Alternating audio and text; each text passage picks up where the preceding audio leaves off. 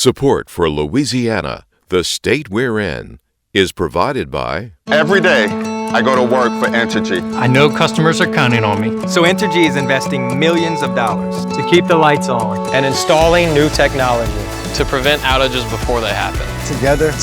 Together, we power life.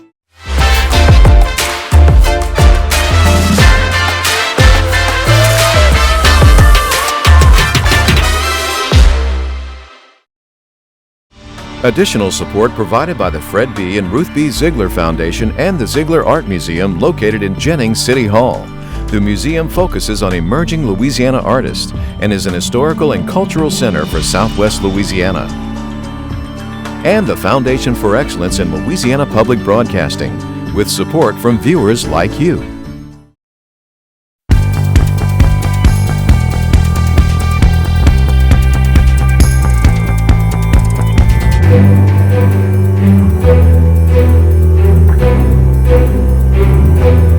Is a failed city from a public administration standpoint. New Orleans sinks deeper and deeper under a web of crime. We think we have the atmosphere under control and we can do this long-range forecasting.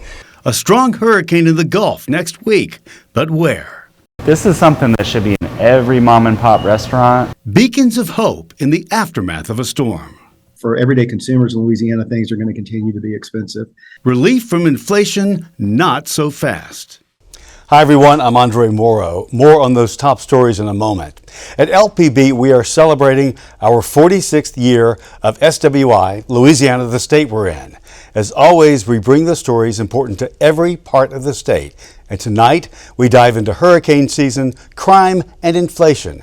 Kara St. Cyr will report later in the broadcast. But first, let's look at some of the other headlines from around our state. Midterm elections are just weeks away, and TV ads are now running ahead of this year's U.S. Senate race. Louisiana's likely frontrunners are Republican Senator John Kennedy, the overwhelming favorite, and former Navy fighter pilot Luke Mixon, a moderate Democrat. Kennedy's ad touts securing the border and fighting China, while Mixon, who graduated from Top Gun, says he spent 20 years fighting extremism around the world. Now he's fighting it at home, running against Kennedy. The election is November 8th. A new report on the Mid-Barataria sediment diversion moves it a step closer to becoming reality. The trustees who released the money for the $2.2 billion project say they are likely to approve it. Mid-Barataria is the biggest of the projects to help rebuild Louisiana's disappearing coast. Families and businesses in Tangipahoa Parish are a step closer to getting paid for flood damages caused by the construction of Interstate 12 way back in 1983. The Joint Legislative Committee on the Budget approved a $95 million payment. It would eventually go to more than 1,200 victims, 400 families, and 96 businesses harmed.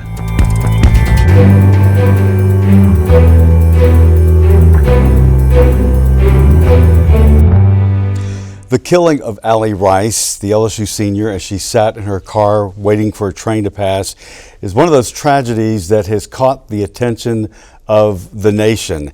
Every publication, every network has covered this and are staying on top of it. Certainly in our area, the same thing. Ed Shahada is an American criminologist and sociologist, and you've researched race and crime, white and black in America, and also ethnicity, commonly Latino, in crime in America. Also doing work for the Department of Corrections. You head the department at LSU. It's a pleasure to have you. Let's discuss this murder. Why is this happening like this? And it seems to be things, maybe not the exact same thing, but things are happening that are different than they were before, it seems. First, let me say this is so incredibly tragic and actually terrifying. I teach these kids. They're sitting in my front row and beyond. I see them every single day. And I have a daughter who's Allie's age. And so, yeah, when I read it, I was shaking.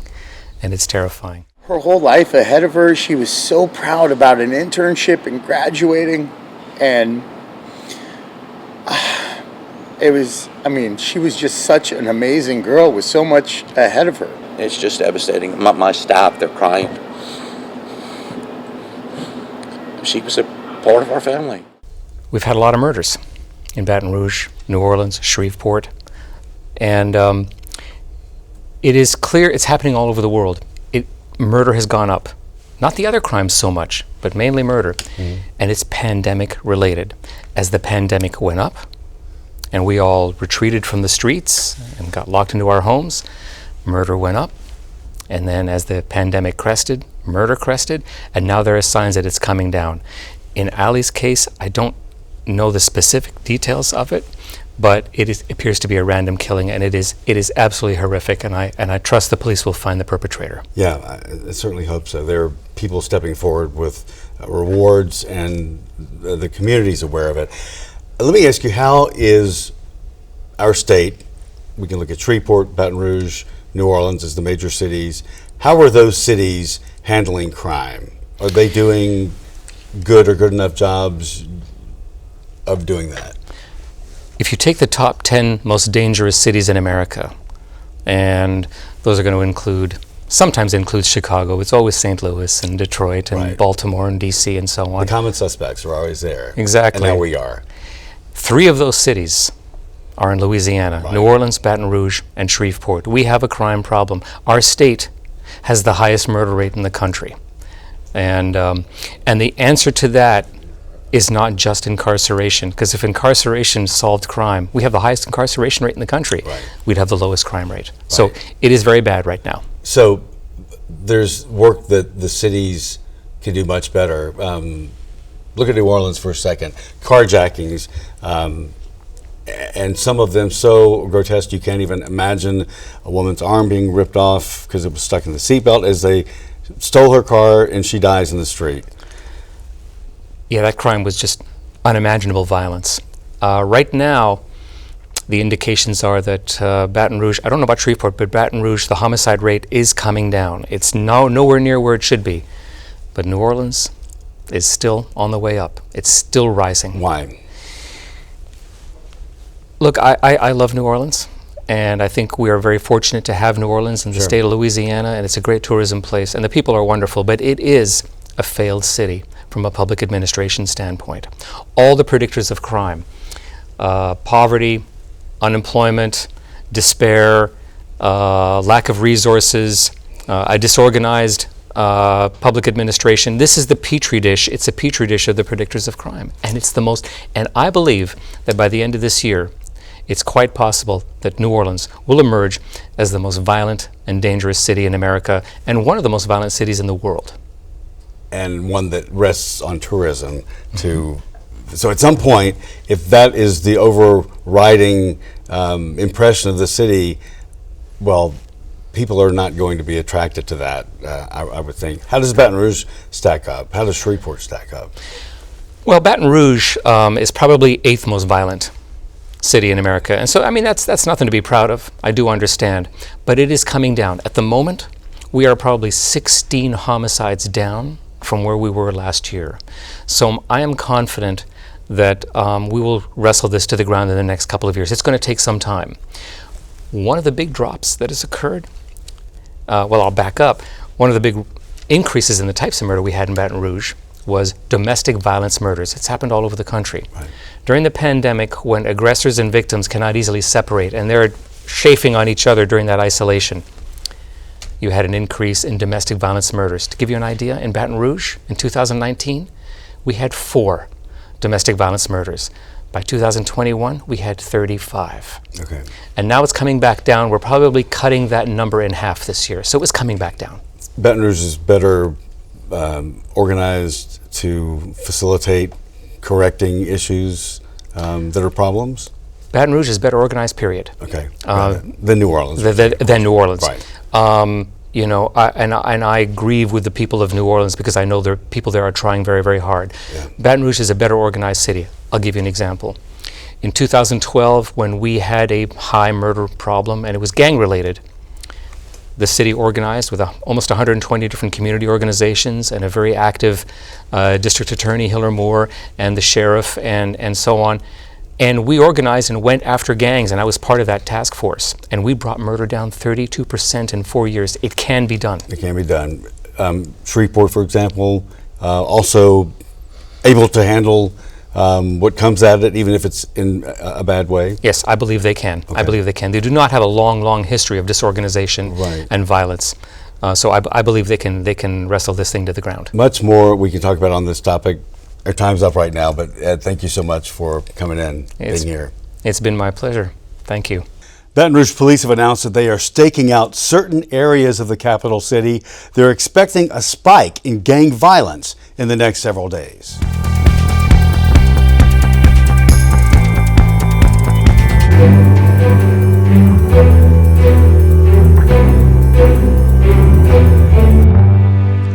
This hurricane season was forecast to be a rough one, especially for those of us who watch storms come in out of the Gulf and change our lives. It's been unusually quiet. Hasn't been rough yet. State climatologist Barry Keim is here. Also, coastal meteorologist Paul Miller to discuss why, and we'll get to that in a moment. First, I want to ask you about Fiona. Fiona is a hurricane, Cat 1, that just hit Puerto Rico, devastating Puerto Rico, being compared to the monster storm Maria of a few years ago. Why is a Cat 1 being compared to a much more powerful storm? I mean, in a nutshell, it's the rainfall. This every hurricane has its signature, whether it's surge or high winds. This one's rain.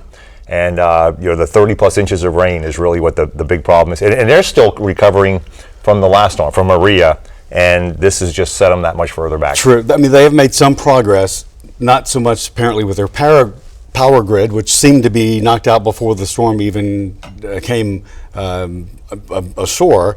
But 33 inches of rain in Ponce, a large city. And this is an area that doesn't get the typical rain, Paul, that it would get for, you think of Puerto Rico tropical? Yeah, you think Puerto Rico tropical island, but actually the southern side of the island is really in what we call a rain shadow, where it's kind of on the downwind side of the mountain and it tends to be a bit drier. Due to the wind directions we've seen based on the track of Hurricane Fiona, that side of the island has actually seen a lot of onshore flow that's been forced upwards by these mountains, and that's really enhanced these rainfall rates that we've seen. So that storm became a Cat 4 and moved on, but not threatening the U.S. mainland. But what is the takeaway from this Fiona, for example? 30 inches and not lingering, 30 inches of rain not lingering.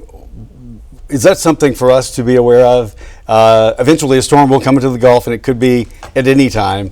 But is that just one of those things that the data is showing in the bigger picture of climate changing? Rain is falling at a greater intensity per minute.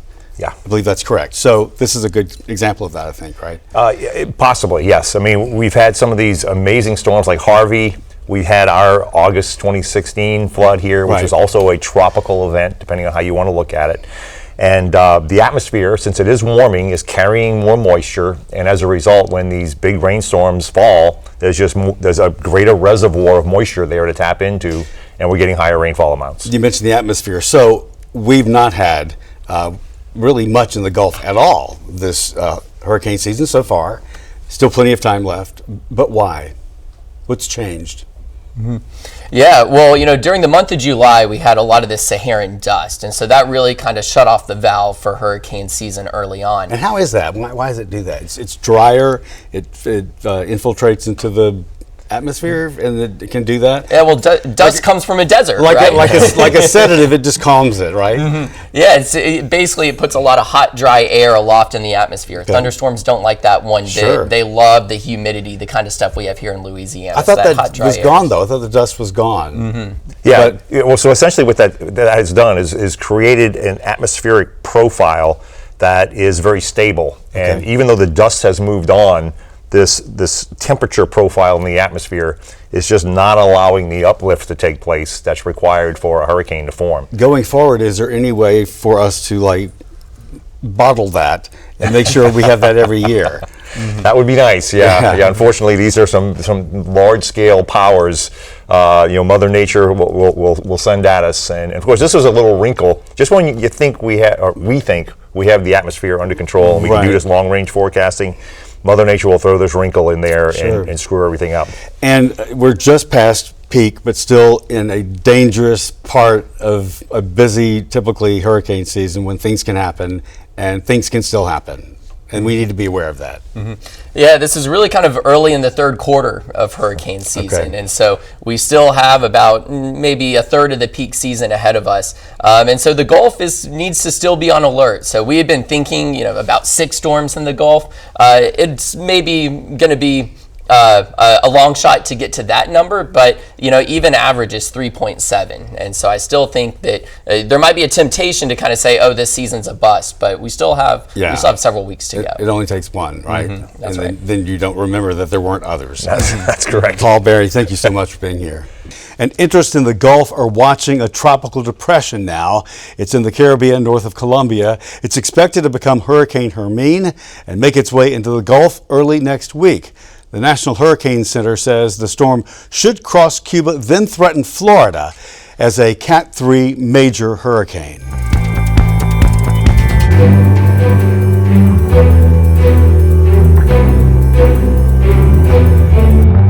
The loss of power and comfort, as we know it, just goes with the territory when a hurricane strikes. For many thousands, it can be days, weeks, it can be longer in the uncomfortable and dangerous aftermath. People can be overcome with heat. They may lack food and medical care. But there is a way around that, apparently, and Kara St. Cyr reports that the founder of Feed the Second Line, a New Orleans nonprofit, has a plan for hurricane hubs that will bring relief. A hurricane's devastation goes beyond the flood surges and the wind gusts. Its impact can last days or even weeks after the initial event.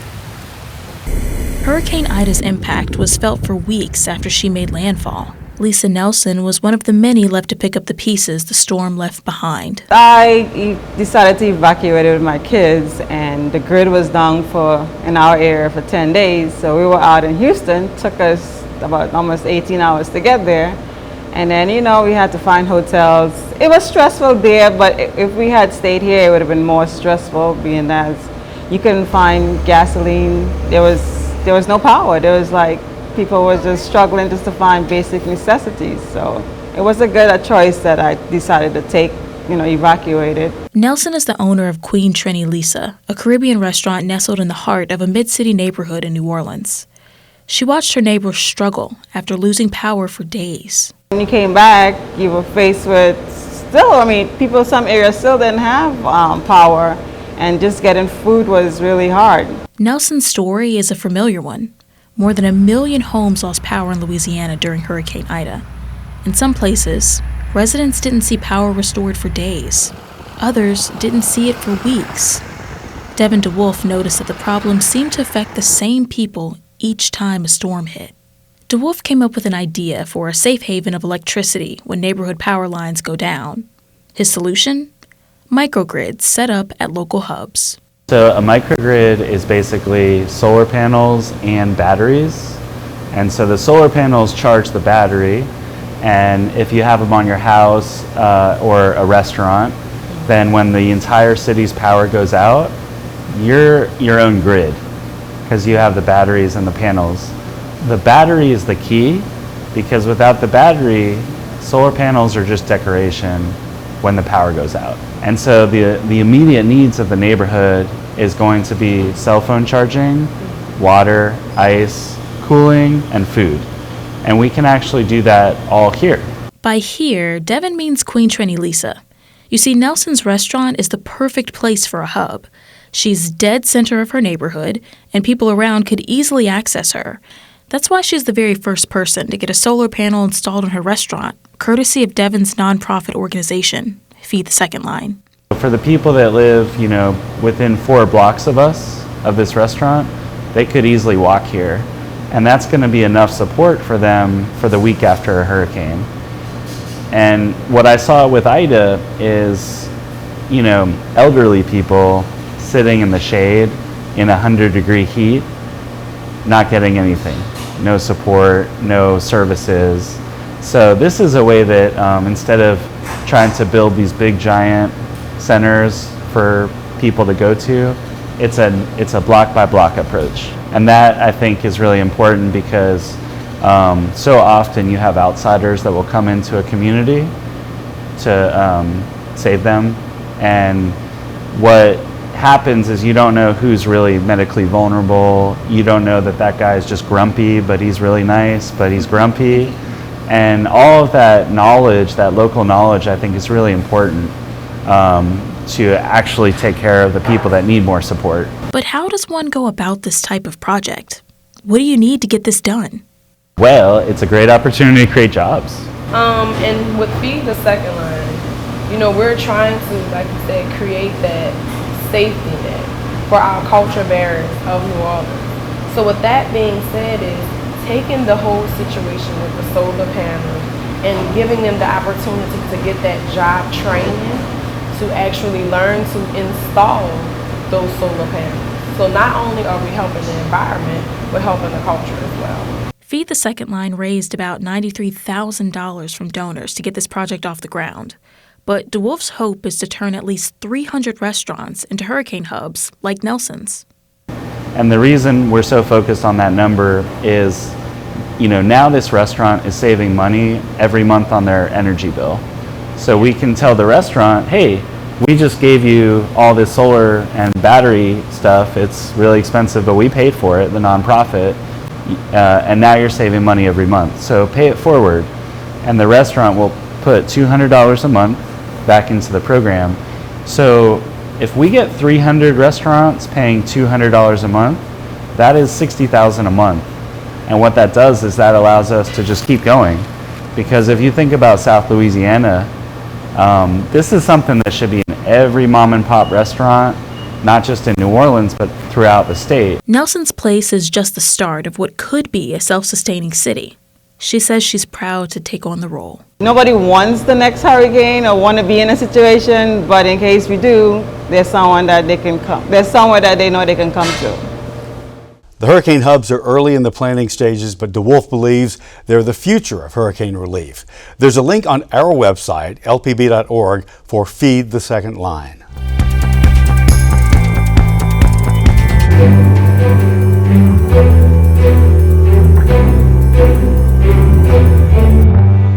Gas prices are dropping, but the cost of everything else remains high, and getting supplies to stores continues to have problems. Kara talked with LSU energy expert David Dismukes, who says the latest problems in Ukraine could drive inflation even higher. I don't know about you, but filling up my gas tank has been a lot easier these last couple of weeks. Gas has dropped tremendously. And at the beginning of the war, people were very concerned about how long gas prices would stay up. Is it possible that we could see the prices increase again because the war is intensifying? You know, you look at the markets this morning, they're down. And I think the reason why they're down, because you're right, there's just kind of push and pull effect here is the uncertainty created with this going to create more economic uncertainty and contraction that pulls demand off the market than the supply that may come off the market relative to Russian supplies. I think on the supply side of this equation, what's been curtailed has been curtailed. We're not looking at any new curtailments. So the market is kind of already baked in kind of where supply is. It's really the demand side now that's really driving the market. And what the market seems to be suggesting this morning is that the way I would interpret it is that the economic slowdown throughout most of the world is going to continue and may even strengthen. So the reason why you're seeing those prices is because traders are feeling that the demand for crude oil and all the refined products that come from that are going to be lower as we head into a recession, you know, moving through the end of this year and into the beginning of next year. We're already seeing contractions, obviously pretty significantly in Europe. Asian markets are pretty tough right now, particularly in China. The U.S. is wobbling right now, depending on how you look at those numbers with a recession right now. So the outlook doesn't look good. And the reason why you've gotten some of those pricing release is because the markets just don't think that the demand is going to be there as we move forward. You keep saying economic slowdown. There's going to be an economic slowdown. We're seeing an economic slowdown. But what exactly does that mean? Well, that usually tends to mean that you get a decrease in gross domestic product growth. We've seen, you know, a recent contraction in the U.S. growth over the last quarter. You're going to see that happen, I think, in other developed economies as well as we move through the rest of this year and into next year, particularly in Europe, who are facing much higher energy prices than anything that we're seeing right now. And at some point, that usually ripples its way into labor markets, and you start to see unemployment go up. One of the things that, I say cooling and easing on this, is that we've yet to see, a significant impact on the economic slowdown in those labor markets. And labor markets continue to be pretty strong in the sense that unemployment rates have not gone up. They've held relatively constant, and people are still employed. The problem that we have now is inflation is very high, and it's increasing at rates that are outpacing real wage growth, which means for most people, they're worse off today than they were, say, several months ago. Yeah, inflation, I know, is definitely hitting people hard, particularly at the grocery store and, retail. Those things are just, it's been really difficult for people to just buy everyday things. And I know that I've asked you this question several times in the past, but is there any glimmer of hope in the future that we could see our prices dip back down to, things we recognize? Well, that's the goal of the Federal Reserve Bank right now. And that's one of the things they're trying to do, is increase interest rates to cool down some of this demand, such that price levels go down and things become more affordable. Whether the real challenge is whether we'll have what some economists would refer to as a soft landing, or whether we're going to go into a relatively hard recession. And that's, yet to be seen. I will say this: if you kind of look at economic history, it's very hard to orchestrate a soft landing. And it's rarely the case that the Federal Reserve Bank is able to do something like that. It's much more difficult than one might imagine. So we'll just have to see where things progress as we move forward. I don't personally see a lot of these inflationary pressures getting alleviated anytime soon. Ultimately, they will. We hope they will, and they will probably by definition if the Fed continues to increase interest rates. But you've got so much backlog in terms of how manufactured goods and the high input prices that they've paid in inventory that are going to have to work their way out. You see the ripple effect in food prices throughout that whole value chain, starting with fertilizers, moving through transportation, labor costs, et cetera. It's going to take time for that to work its way out of the system. And everyone, that's our show for this week. Remember, you can watch anything LPB anytime, wherever you are, with our LPB PBS app. You can catch LPB news and public affairs shows, as well as other Louisiana programs that you've come to enjoy over the years. And please like us on Facebook, Twitter, Instagram, and TikTok. For everyone here at Louisiana Public Broadcasting, I'm Andre Morrow. Until next time, that's the state we're in.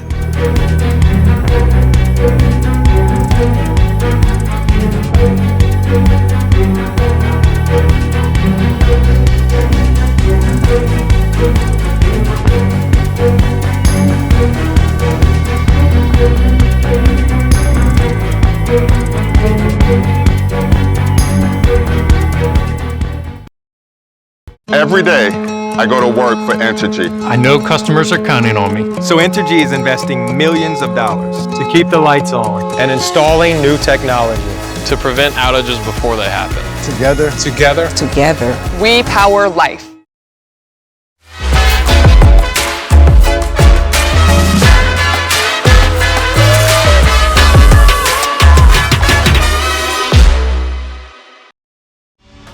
Additional support provided by the Fred B. and Ruth B. Ziegler Foundation and the Ziegler Art Museum located in Jennings City Hall.